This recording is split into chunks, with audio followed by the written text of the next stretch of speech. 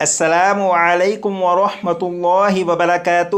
امید کرتا ہوں آپ خیر و عافیت سے ہوں گے۔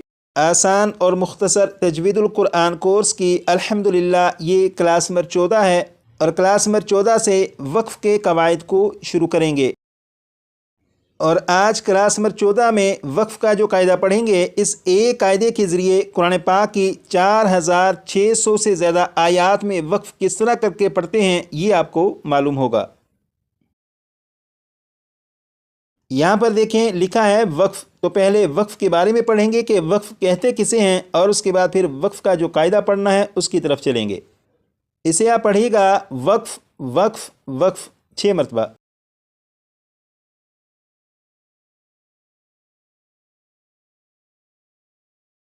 اب یہاں سے پڑھیں گے وقف کے معنی ٹھہرنے اور رکنے کے ہیں۔ وقف کے معنی ٹھہرنے اور رکنے کے ہیں 6 مرتبہ۔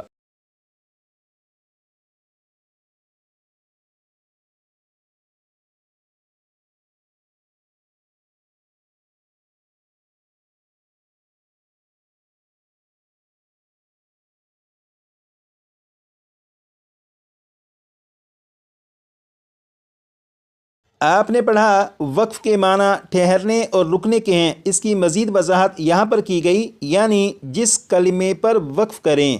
یہاں پر لکھا ہے کلمے، کلمے سے مراد ہے لفظ، اس کا مطلب یہ ہوگا یعنی جس لفظ پر وقف کریں۔ اب اسے یہاں سے پڑھیں گے، یعنی جس کلمے پر وقف کریں، یعنی جس کلمے پر وقف کریں 6 مرتبہ پڑھے گا۔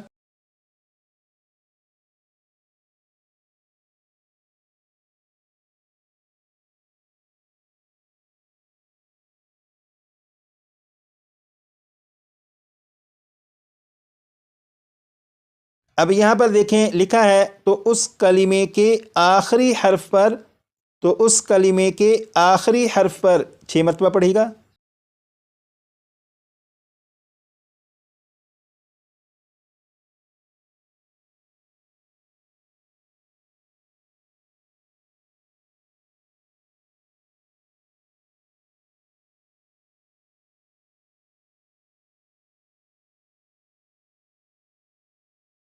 اب یہاں پر دیکھیں لکھا ہے آواز اور سانس دونوں کو ختم کر دیں۔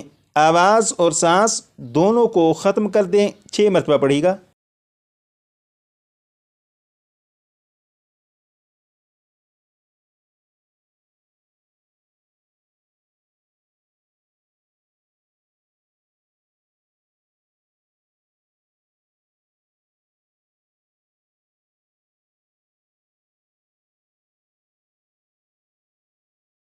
آپ نے پڑھا وقف کے معنی ٹھہرنے اور رکنے کے ہیں، یعنی جس کلمے پر وقف کریں تو اس کلمے کے آخری حرف پر آواز اور سانس دونوں کو ختم کر دیں۔ اگر اس سبق کا خلاصہ نکالیں تو وہ یہ بنتا ہے، آپ قرآن پاک کو پڑھتے ہوئے اگر کسی لفظ پر وقف کریں تو اس لفظ کا جو آخری حرف ہوگا اس آخری حرف پر آواز اور سانس دونوں کو ختم کر دیں گے۔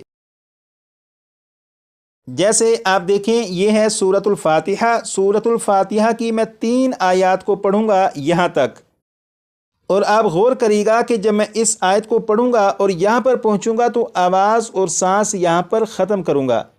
اسی طرح اس آیت کو پڑھتے ہوئے جب یہاں پر پہنچوں گا تو یہاں پر بھی آواز اور سانس دونوں ختم کروں گا۔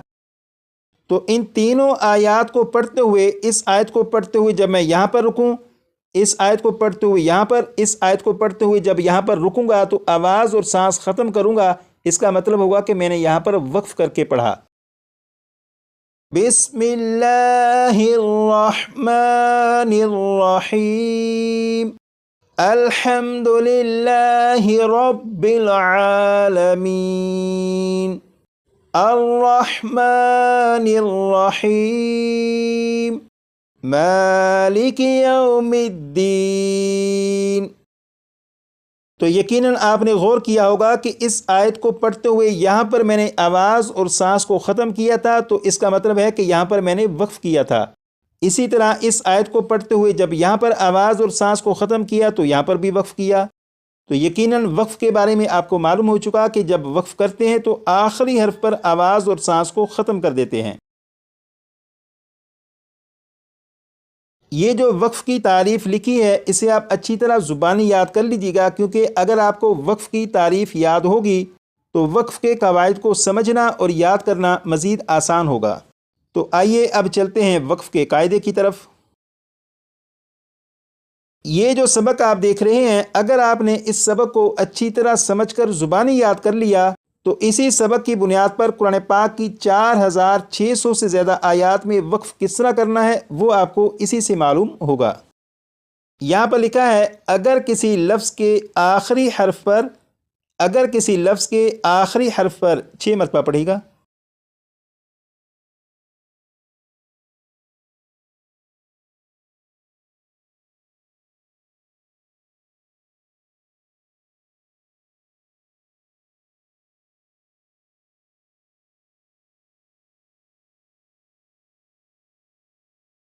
اب یہاں پر دیکھیے گا، زبر زیر پیش، 2 زیر 2 پیش، کھڑا زیر یا الٹا پیش ہو تو زبر زیر پیش، 2 زیر 2 پیش، کھڑا زیر یا الٹا پیش ہو تو اسے بھی 6 مرتبہ پڑھے گا۔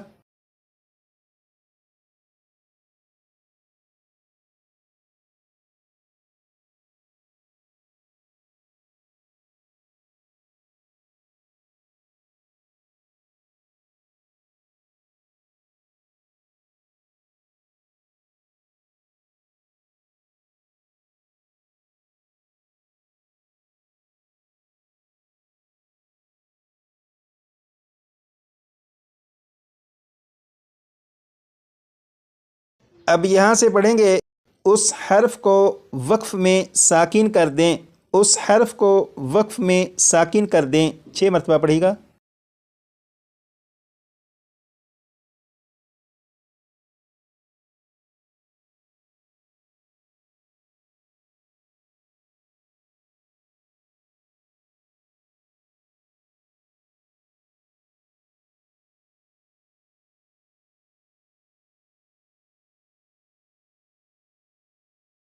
یہاں پر آپ نے پڑھا اگر کسی لفظ کے آخری حرف پر، تو یہاں سے یہ جو لکھا ہے لفظ اور یہاں پر لکھا ہے حرف، لفظ اور حرف میں کیا فرق ہوتا ہے پہلے یہ فرق معلوم کرتے ہیں۔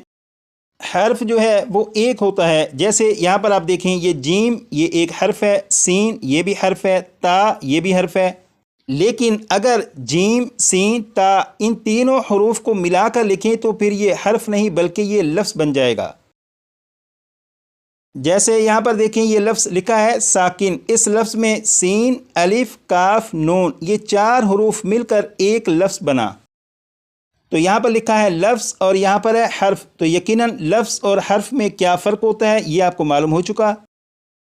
یہ جو سبق پڑھا اب اس کا مطلب سمجھیں گے۔ یہاں پر لکھا اگر کسی لفظ کے آخری حرف پر زبر زیر پیش، 2 زیر 2 پیش، کھڑا زیر یا الٹا پیش ہو تو اس حرف کو وقف میں ساکن کر دیں۔ اس کا مطلب یہ ہے کہ پورے قرآن پاک کو پڑھتے ہوئے اگر کسی لفظ پر آپ وقف کرنا چاہیں تو جب وقف کریں گے تو دیکھیں گے کہ اس لفظ کا جو آخری حرف ہے اس آخری حرف پر کون سی علامت ہے۔ اگر ان 7 علامتوں میں سے کوئی بھی علامت ہوئی تو جب وقف کریں گے تو اس حرف کو وقف میں ساکن کر دیں گے۔ جیسے یہاں پر آپ دیکھیں یہ ہے زبر، یہاں پر لکھا ہے زیر، زبر اور زیر کو آپ ذہن میں رکھیے گا۔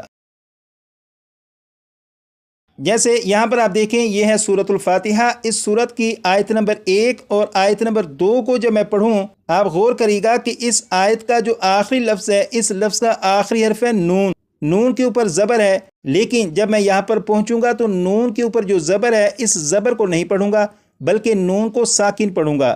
اسی طرح یہاں پر یہ جو لفظ ہے اس لفظ پر جب وقف کروں گا تو یہاں پر میم کے نیچے جو زیر ہے اس زیر کو نہیں پڑھوں گا بلکہ میم کو ساکن پڑھوں گا۔